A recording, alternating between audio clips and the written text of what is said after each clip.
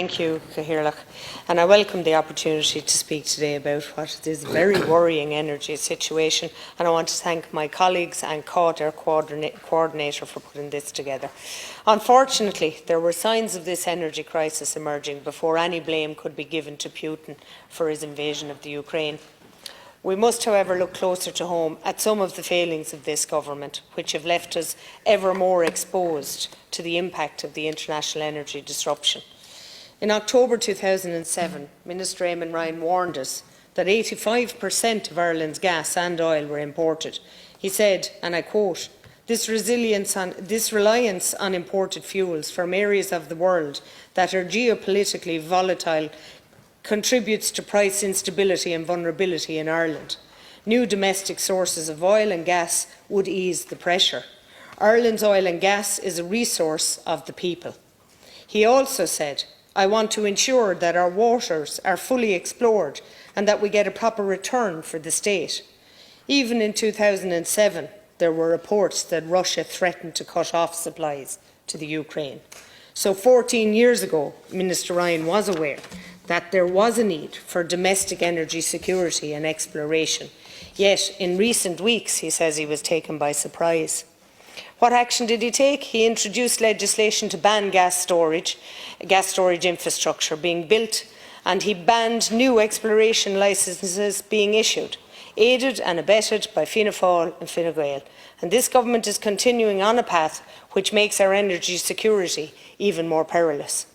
They've created two types of problems. One is the short-term cost of energy, which is going to decimate businesses and put many households under serious pressure to pay their bills. The other problem is in the long term, one of energy security and reliable supply. Reliable supply and as much homemade generation as possible should help keep prices stable. But where is it? We had 14 years to prepare. The short-term problems must be addressed now. In this motion, we call for energy support schemes for businesses and a ban on any threat to turn off the electricity supply to domestic customers, and critical social infrastructure such as hospitals, schools and nursing homes. And while those protections are in place, we need to start addressing the long-term supply issues. Surely the current crisis necessitates a review of the current path we are on with regard to energy. Government must admit that these problems have been caused, in part, by pursuing foolhardy policies which promoted moves away from fossil fuels before alternative supplies were secured.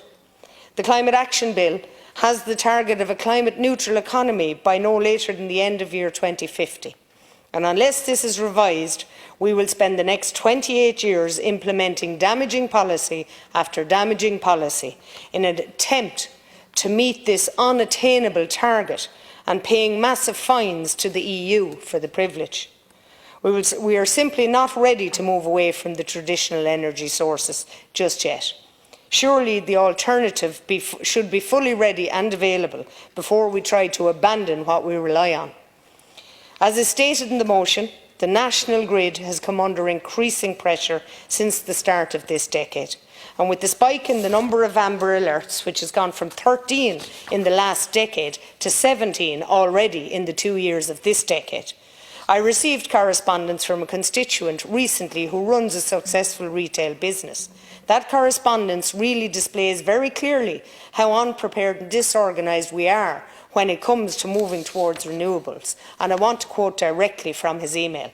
We have looked to try and install solar power to reduce costs, but the system in place is making this very difficult, and because of the following. We would need to install a 150 kilowatt system for the site. Currently, you need planning above 11 kilowatt system. The system would create an overall supply at certain times of the day, and then this would spill back onto the grid. A positive for the grid, but not for us, as currently a system under 50 kilowatts will get paid for anything passed to the grid, but over 50 kilowatts, the grid takes it for free.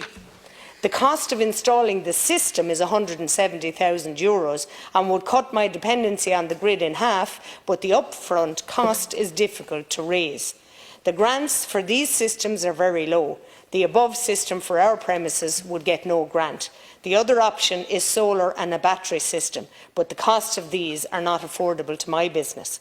Here we have a business owner who is willing to move to renewables, Minister, and cut his reliance on the grid in half, and would even be in a position to sell back power to the grid, but many like him are being put off moving to renewables by this cumbersome and prohibitive system.